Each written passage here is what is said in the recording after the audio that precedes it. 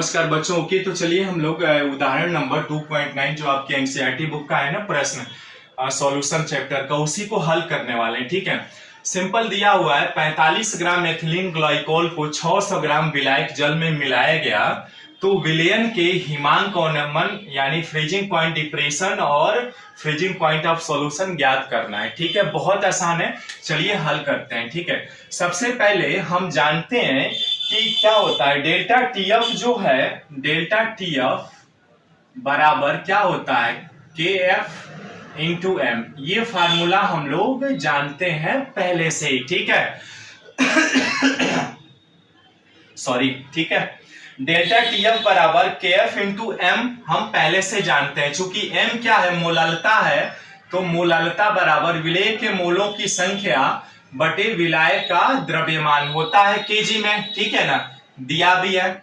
अब यहाँ पे चूंकि हम ये विलेय के मोलों की संख्या, यानी चूंकि विलेय के मोलों की संख्या कैसे निकालते हैं, मोलों की संख्या बराबर होता है विलेय का भार बटे अणु भार होता है ना, यानी विलेय का भार कितना दिया गया है बच्चों, यहाँ पे हमें दिया गया है विलेय कितना है 45 ग्राम, और आपका इसका एथिलीन ग्लाइकोल है, इसका आप अणुभार निकालेंगे तो कितना आएगा। चूंकि आप यदि निकालेंगे C2H6O2 का अणुभार निकालेंगे तो कितना आएगा, निकालिए तो जरा, देखिए निकालेंगे तो ये कार्बन 6C12 दूना 2 गुणे 12 हो जाएगा, प्लस 6 हाइड्रोजन है, एक हाइड्रोजन का 1 और ऑक्सीजन 16 होता है, यानी 2 गुणे 16, यानी ये आ जाएगा 12 दूना 24 और प्लस 6 कम 6 16 दूना 32, यानी 6 2 8 4 12 के 2 हासिल 1 3 2 5 1 6, यानी 62 आ जाएगा। ठीक है, तो यहाँ 62 से भाग दे देंगे, 62 से भाग देंगे तो ये कितना आएगा बच्चों, ये आएगा आपका 0.73 मोल आ जाएगा। ठीक है ना, इतना मोलों की संख्या निकल गया। अब चूंकि हम जानते हैं इसलिए इसका मान निकालिए। अब इसका मान निकालेंगे तो क्या होगा, n का मान कितना आ गया 0.73 है ना, और W क्या है, विलायक का द्रव्यमान है, यानी विलायक का द्रव्यमान ये देखिए ग्राम में दिया हुआ है, केजी में कितना आ जाएगा आपका 0.6 आ जाएगा, और इसमें भाग देंगे तो ये आएगा आपका 1.2 मोलालता। ठीक है, ये आ जाएगा आपका। अब चूंकि ये सारा मान यहाँ पे रख दीजिए तो इसलिए डेल्टा टीएफ बराबर आ जाएगा के F into M.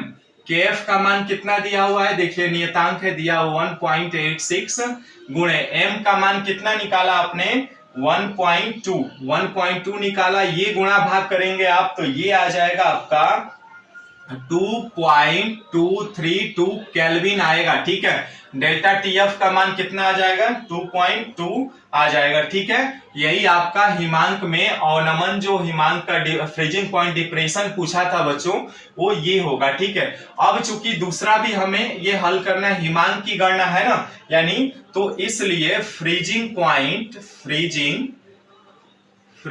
Point of final solution है ना, फाइनल सॉल्यूशन यानी पूरे विलयन का जो हिमांक होगा वो कितना आएगा बच्चों।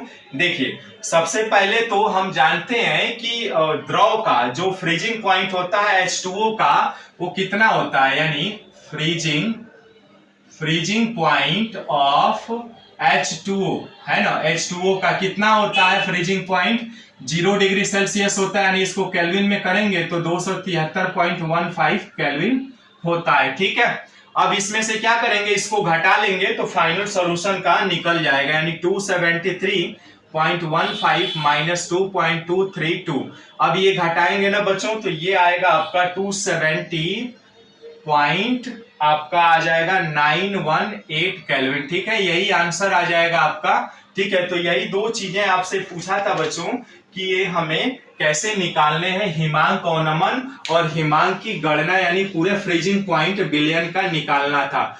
बहुत आसान है, स्क्रीनशॉट ले लीजिए, फिर से एक बार समझा देता हूं। ठीक है, आगे बढ़ते हैं। कुछ नहीं करना है, आपका एग्जाम्पल एनसीईआरटी बुक का है, ये 2.9 कह रहा है 45 ग्राम एथिलीन ग्लाइकोल दे दिया हुआ है, विलायक क्या है, विलेय क्या है आपका अवाष्पशील विलेय जो है एथिलीन ग्लाइकोल है, ये जल में मिलाया जा रहा है। ठीक है, जब मिलाया जा रहा है तो पूछ रहा है आपसे कि बताइए फ्रीजिंग पॉइंट ऑफ डिप्रेशन क्या होगा, यानी हिमांक में अवनमन कितना होगा, और पूरे विलयन की हिमांक की गणना करनी है हमें। ठीक है, तो हम जानते हैं कि चूंकि delta TF is equal to होता है KF into M. Delta TF क्या है, हिमांक में अवनमन है जिसकी गणना हमें करनी है। केएफ क्या है, एक नियतांक है जो फ्रीजिंग पॉइंट का, वो मान सबके लिए अलग अलग होता है, वो दे दिया है, जल के लिए इतना ही होता है। ठीक है, एम मोललता है, तो चूंकि मोललता हम निकाल लेंगे तो आसान हो जाए गुणा भाग करने में। मोललता बराबर होता है विलेय के मोलों की संख्या बटे विलायक का द्रव्यमान केजी में। ठीक है, अब चूंकि ये केजी में है तो हमने क्या किया, विलेय के मोलों की संख्या निकालेंगे सबसे पहले। तो विलेय के मोलों की संख्या बराबर होता है विलेय का भार बटे अणु भार। तो विलेय का भार दिया हुआ है ग्राम में, ये ठीक है ग्राम में दिया हुआ है, और विलेय का आपका अणु भार जो हमने निकाला ये देखिए तो 62 है, 62 में भाग देंगे 0.73 मोल आ जाएगा। अब एन बटे डब्ल्यू ये केजी में चाहिए होता है ना हमें, तो चूंकि n का मान इतना है और w का मान हमें यानी विलायक जो है ग्राम में दिया हुआ, तो केजी में 1000 से भाग दे करके हम इसकी 1.2 मोललता निकाल सकते हैं। ठीक है, अब आसानी से इस फार्मूला में रख देते हैं हम डेल्टा टीएफ बराबर केएफ इंटू एम। केएफ का मान दिया हुआ है, एम का मान आपने निकाला हुआ है, गुणा भाग करेंगे इतना केल्विन आ जाएगा। ठीक है, जैसे ही इतना केल्विन आ गया तो हम जानते हैं कि जल का जो हिमांक फ्रीजिंग पॉइंट होता है, हिमांक बिंदु कितने डिग्री पर जमता है, ये 0 डिग्री सेल्सियस पर जमता है, यानी इसको केल्विन में कन्वर्ट करेंगे तो इतना होता है 273.15 केल्विन होता है। ठीक है, अब फाइनल सॉल्यूशन की जब आप फ्रीजिंग पॉइंट निकालेंगे तो क्या करेंगे, इतने में से ये जो आपने निकाला है ना डेल्टा टीएफ वो माइनस कर देंगे, यानी फ्रीजिंग पॉइंट ऑफ फाइनल और पूरे विलयन का जो आप फ्रीजिंग हिमांक बिंदु निकालेंगे तो 273.15 माइनस 2.232 बराबर 270.918 केल्विन आएगा। ठीक है, आशा करते हैं समझ में आया होगा। कमेंट्स में जरूर बताइएगा, कोई भी प्रॉब्लम्स हो आप हमें बताइए, आपका सॉल्यूशन 100% मिलेगा, ये आप पूर्ण विश्वास रख सकते हैं, प्रॉमिस है हमारा। ठीक है, रिक्वेस्ट करूंगा यदि आप चैनल पर नए तो प्लीज चैनल को सब्सक्राइब, लाइक और शेयर करिएगा, साथ में घंटी का आइकॉन जरूर दबा लीजिएगा बच्चों। ओके, नमस्कार, थैंक्स फॉर वॉचिंग दिस।